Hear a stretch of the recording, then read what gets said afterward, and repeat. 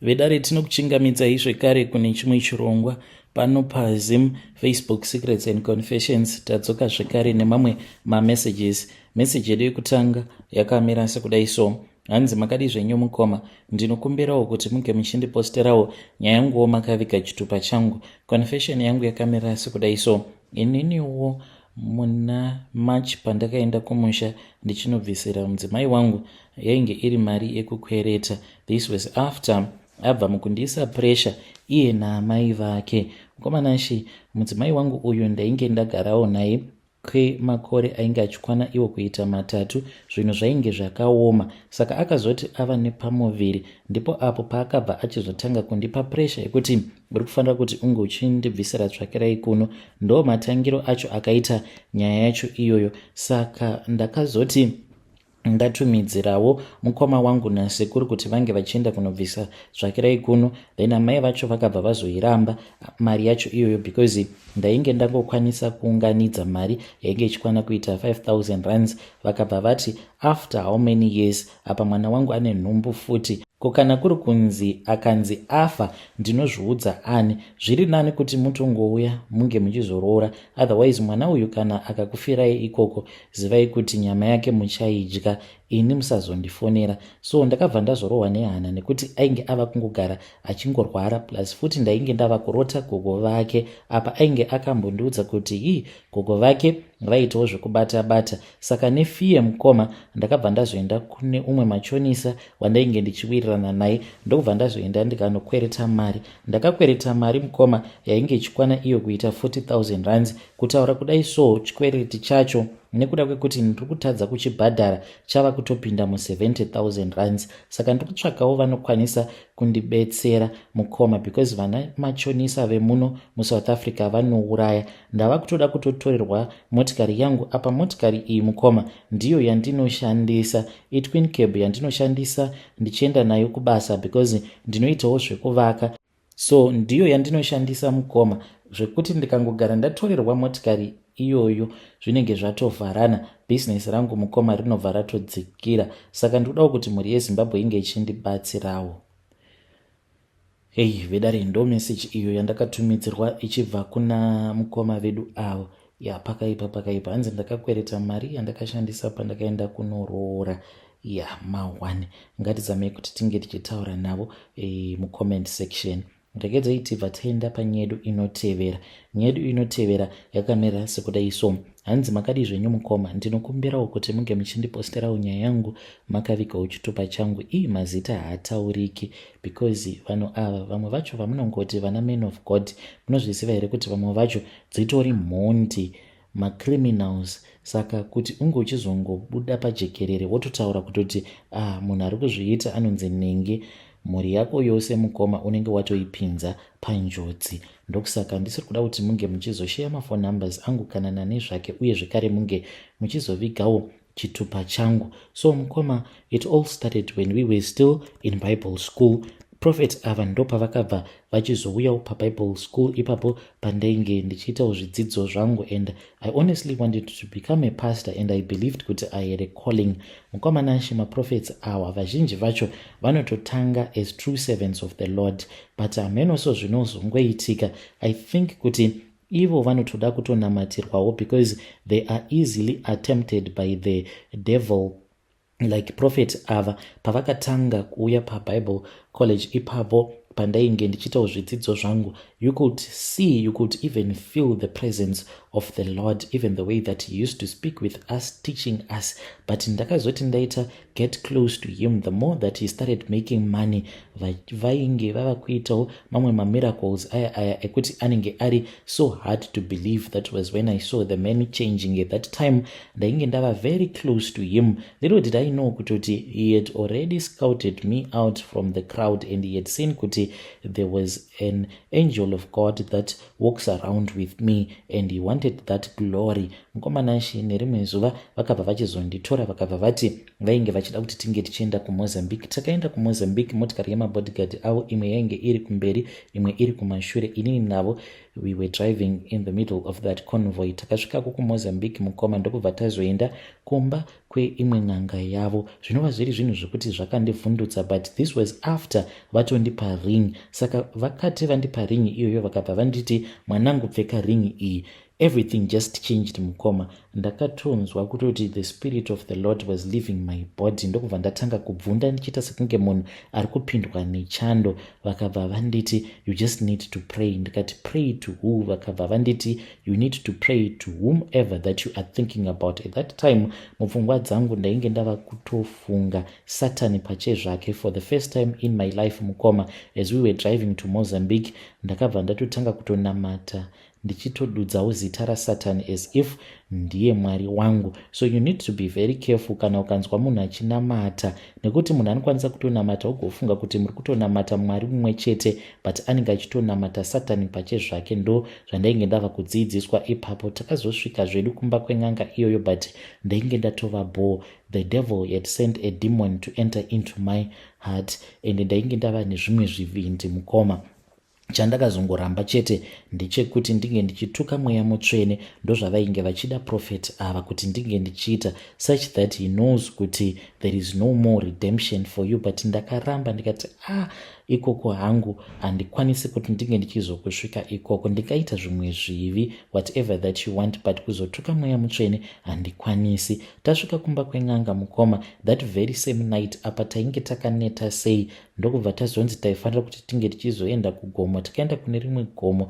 Kugomo ikoko kwainge kuine imwe ninga iyi mukoma yaityisa kwazvo. Kunyange mukati mayo wainge usingambokwanise kuona kana mainge muine zarima, but mukatikati meninga iyoyo waiona kuti mainge muine mwenje wainge uchibviramo.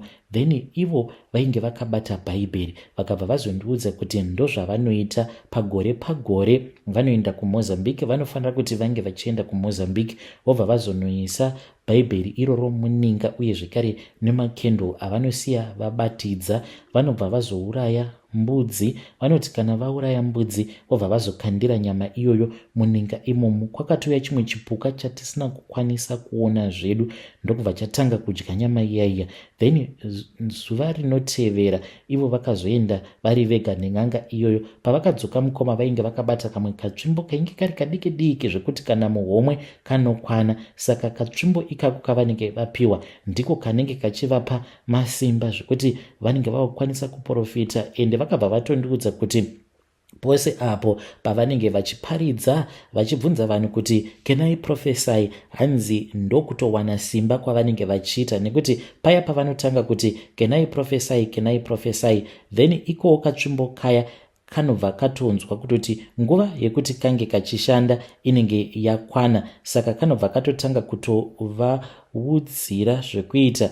Then ivo vanototanga kutonzwa mavoices anenge achitaura navo, vachitoudzwa kutoti nhingi uyo zvauri kumuona zita rake anonzi Nhingi, uye zvekare nhamba dzepachitupa pake nesenemi yake kumba kwake kwaabva kwakamira sekudaiso. Matambudziko ose awo aari kusangana nawo mulife make akamira sekudai. But ivo vachitaura vainge vachiti havakwanise kuprofita zvinozoitika mune ramangwana, vanokwanisa chete kungoprofita zvakaitika. Then vanobva vazoita mapredictions ekungozivawo kungoti sezvo munhu uyu kumashure uko akambosangana nemasituations akadai, zvinoreva kuti kumberi uko zvichazodai. Tsvimbo iyi hanzi ndo zvainenge ichiita panguva iyo pavanenge vachiti can I prophesy, hanzi tsvimbo iyi inomhanya muchechi ichitarisa vanhu vose vanenge vari muchechi. Yobva yatotanga kutoita maresearch, mabackground research mumweya imomo. Then pavanozotanga manje kuprofita mushure mekunge vanongedzera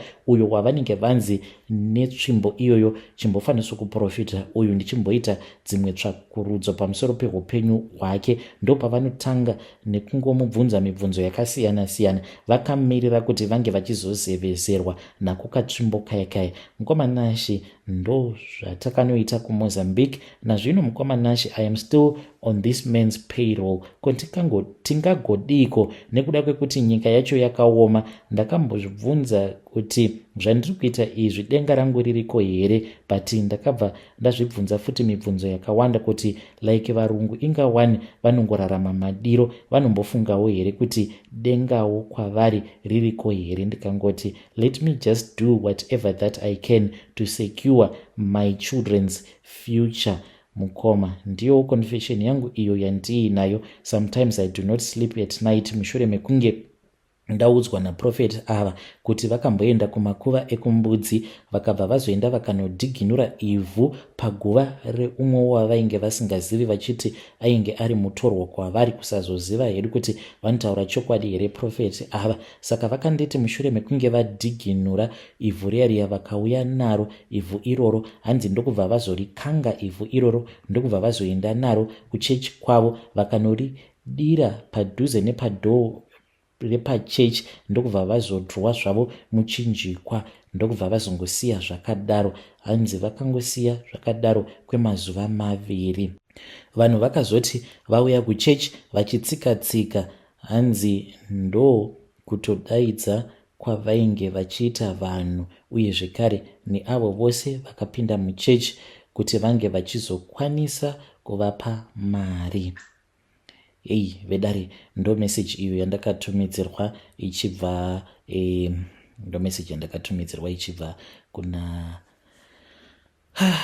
ichibva tingavati mufundisi here, ameno, ichibva kuna mukoma vedu avo. Zvakangoma hazvo vedu we yeah, tikurarama mazuva ekupedzisira. Maybe that is why everything is coming to light.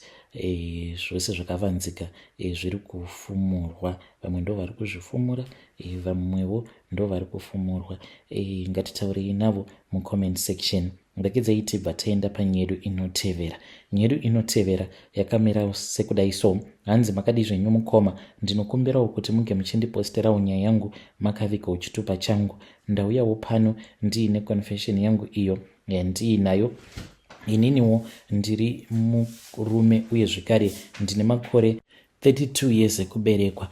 Mukoma Nash ndakabetserwawo nevamwe gogo vemunomo muSouth Africa. Saka gogo ava manumbers avo ndakangomawanawo paFacebook. Mushure mekunge ndataura navo ndokubva vazonditi vaikwanisa kundibetsera, but mari yacho yavakandichaja ndainge ndisingakwanisi kuibhadhara ka1 yenge yakawanda, vakanditi 30,000. Saka ndainge ndichida mushonga wekuti ndikwanise kuzodanana nevakadzi vane mari like my sugar mummies. So izvi mukoma pandakazviita mainge muri muna July. Saka pari zvinozvi ndine imwe chembere yandiri kudanana nayo.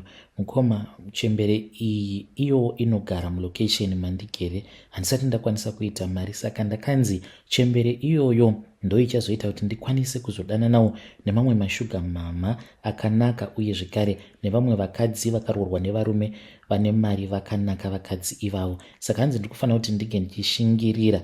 Ndiri kugara nayo chembere iyi mukoma, ende ndanzwa nekusekwa nevanhu because chembere iyi iyo itori zvekuma 68 years. Ndinosika nayo bonde, tinokisana, tinoita sei, in which zvinondisemesa, but ndakanzi handifanire kuti ndinge ndichiirakidzira kuti ndinoisema, nekuti kudanana kwandichaita nayo chembere iyoyo ndo kuzokwanisawo kuzotanga kudanana nemashuga mama akanaka. Mukoma, handaneta nekuramba ndakamirira ini, but ndakanzi I have to be patient. Kusvika rinhiko apa ndinofanira kuti ndinge ndichifamba nayo ndakaibata maoko kana kutoihaga kana tichitofamba mulocation kunyange mutauni mukoma. Vamwewo ndo vanenge vachingofungidzira kuti azvimwe kuda ndigogo nemuzukuru wavo. Yo vedare, ndo message iyo yandakatumidzirwa ichibva kuna ndo message yandakatumidzirwa ichibva kuna mukoma vedu avo. Ngatizame kuti tinge tichitaura navo mukoma vedu avo mucomment section. Zvakangoma hazvo vedu we. Hey, pakaipa. Ndakedzai tibva taenda panyedu inotevera. Nyedu inotevera yakamira sekudai so. Hanzi makadi zvenyu mukoma, ndinokumbirawo kuti munge muchindiposterawo nyaya yangu makavikawo chitupa changu. Ndakabvawo mukubetserwa mwana wangu mukomana, but mukoma apo pandainge ndichiri form 4 ndakauraya mwana mukomanashi. This was after ndabva mukumitisiwa naheadmaster, vakabva varamba nhumbu iyoyo.